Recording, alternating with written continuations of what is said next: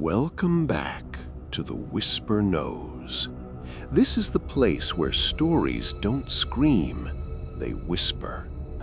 Tonight's question is simple, and once you hear it, you won't be able to unhear it. What if it's true that your voice was stolen while you slept? Not silenced, not damaged, stolen. I woke up at 6:17 a.m., the same way I always do. Same ceiling, same dim light leaking through the blinds, same vibration of my phone buzzing on the nightstand. Everything was normal until I tried to say my own name. Nothing came out. Not a whisper, not a breath shaped into sound, just air leaving my mouth, useless and empty. At first, I thought my throat was dry. I swallowed, cleared it, tried again. Still nothing. Panic crept in slowly, the way it always does when your brain refuses to believe what your body already knows. I stood up too fast, dizzy, and stumbled toward the bathroom mirror. My reflection stared back at me, mouth opening, tongue moving, chest rising, but no sound. I slapped the sink hard just to hear something, so the world could still hear me. I just couldn't hear myself. I grabbed my phone and typed a message to my sister. "I can't speak, call me." The phone rang almost instantly. I answered, listened. Her voice spilled into my ear, fast and worried. "Say something, anything," she said. I opened my mouth, and that's when I realized something worse. I felt like I was speaking. My throat vibrated, my chest pushed air out, my mouth formed words I knew by heart, but the phone line stayed silent. No static, no distortion, just nothing. She hung up, called again, texted me immediately. "This isn't funny, stop playing." I dropped the phone, because that's when I noticed the notification I had missed. A voicemail, time-stamped at 3:12 a.m., from my own number. My hands were shaking so badly I almost deleted it by accident. I pressed play, and I heard myself. Not a recording from years ago, not a distorted echo. It was my voice, clear, calm, awake. "I know you're listening," my voice said. "You always do after you wake up." My stomach turned cold. The voicemail continued, steady and precise, like it was reading from a script it had rehearsed 1,000 times. "You won't remember when it happened. That's normal. You were sleeping. You were very easy to carry." Carry? I felt my knees give out and sat on the edge of the bed. The voicemail went on. "You've been practicing your voice your entire life. Every word, every tone, every hesitation. We needed it intact." We. The word echoed louder than anything else. "You'll notice small things first," my voice said.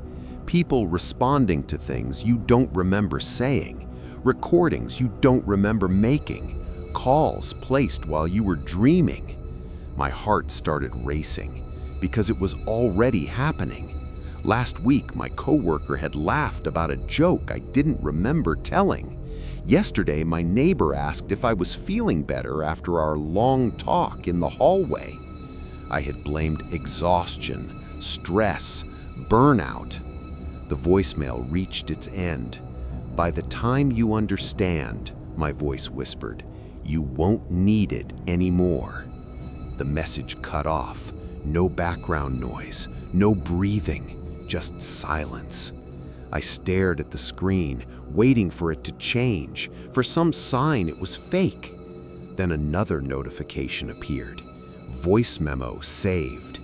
Timestamp 3:18 a.m. I didn't open it. I didn't need to.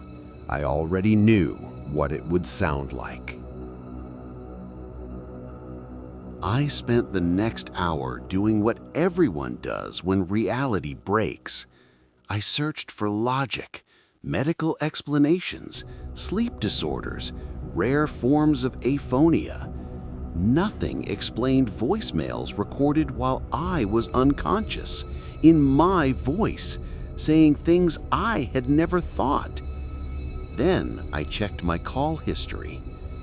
Outgoing calls, 3 of them, all between 3:10 a.m. and 3:40 a.m., all answered. One lasted 12 minutes. I called the number back. A man answered. "Hey," he said casually, "you okay now?" I froze. He continued, unaware. "You sounded different last night, calmer, like you finally knew what you wanted." I typed on my phone and held it close to the speaker. "I didn't call you." A pause, then a quiet laugh. "You always say that," he replied. My blood ran cold. "What do you mean?" I typed. He hesitated. "Look," he said slowly, "you told me not to worry if I forgot. You said mornings were messy." I felt sick. "What else did I say?" I typed. The line stayed silent for too long. Then he spoke again, his voice lower now. "You asked me if I could recognize you without your voice." I dropped the phone because suddenly something clicked. The headaches, the exhaustion, the strange feeling of being slightly out of sync with my own life. It wasn't stealing my voice once.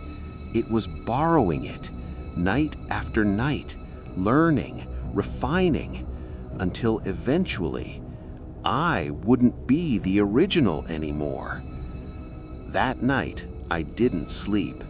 I lay in bed, eyes wide open, recording the room with my phone. At 3:11 a.m., the audio spiked. A sound, soft, controlled. My voice, speaking from somewhere very close to the microphone, saying words I did not recognize. I replayed the audio again, and again, and again. Every time it sounded clearer, not panicked, not rushed. My voice spoke slowly, deliberately, like someone who knew they wouldn't be interrupted. "I'm almost ready," it said. I didn't remember saying that. I didn't remember thinking that. The worst part wasn't hearing myself talk. It was recognizing the tone. That confident certainty was something I had never had while awake. I muted the recording and sat in the dark, listening to my own breathing. Somewhere between midnight and dawn, I realized something else was wrong. My internal voice, the one that narrates your thoughts, was quieter. Not gone, just distant, like it was standing in another room. I tested it. "Say something," I thought.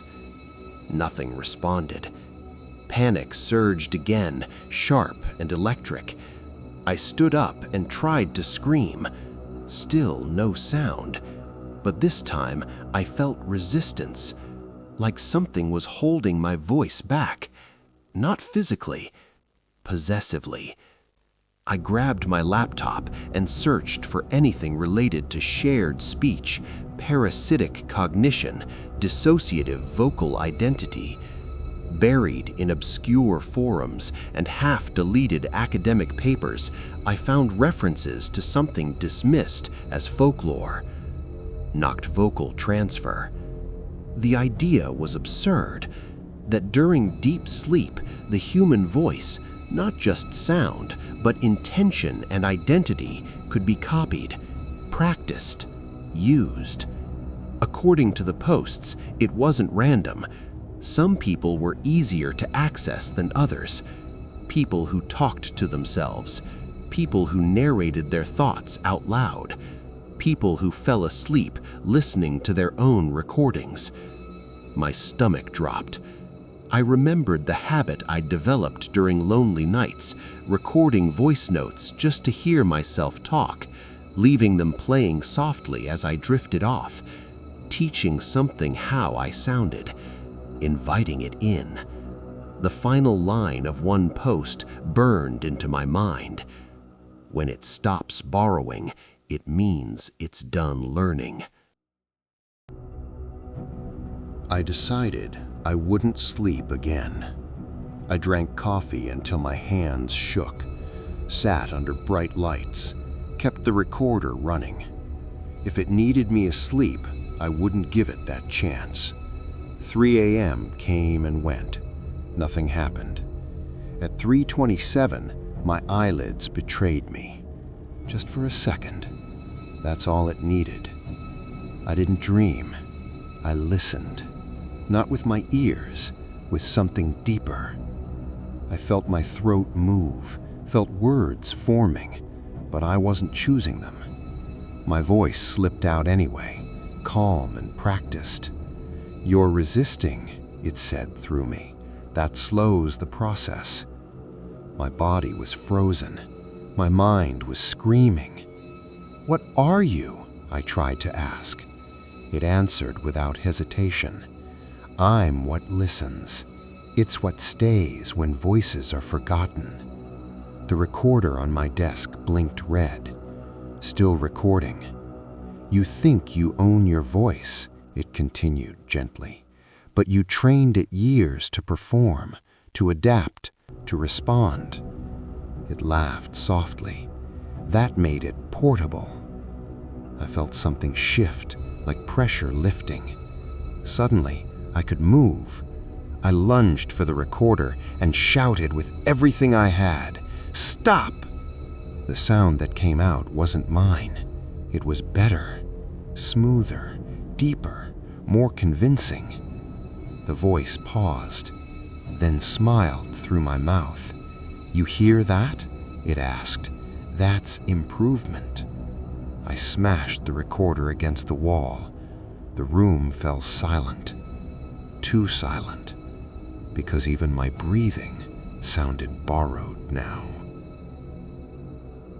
Morning came whether I wanted it to or not. I tried to speak. Nothing happened. Not even air. But my phone was full. Voicemails, messages, missed calls, all from people thanking me for conversations I never had, decisions I never made. One message stood out. "You finally sound like yourself." I looked in the mirror. My mouth moved when I thought about speaking, but no sound followed. Behind my eyes, something stirred. I felt it rehearsing, testing inflections, trying me on like a mask. That night, I didn't need to sleep. It spoke anyway. Through recordings, through old messages, through memories it had memorized better than I ever could. I understood then. It didn't steal voices. It replaced them, one night at a time, until no one noticed the difference, until even you didn't. The last thing it said, softly, almost kindly, was this: "You don't need to talk anymore. I'll handle that." What if it's true that your voice was stolen while you slept? What if the reason some people sound so confident, so sure, so unlike who they used to be, is because they're not speaking anymore? Listen closely tonight. If you hear yourself talking when you're not awake, don't interrupt. This has been The Whisper Knows, and some voices were never meant to stay silent. Good night. Subscribe if you dare to listen.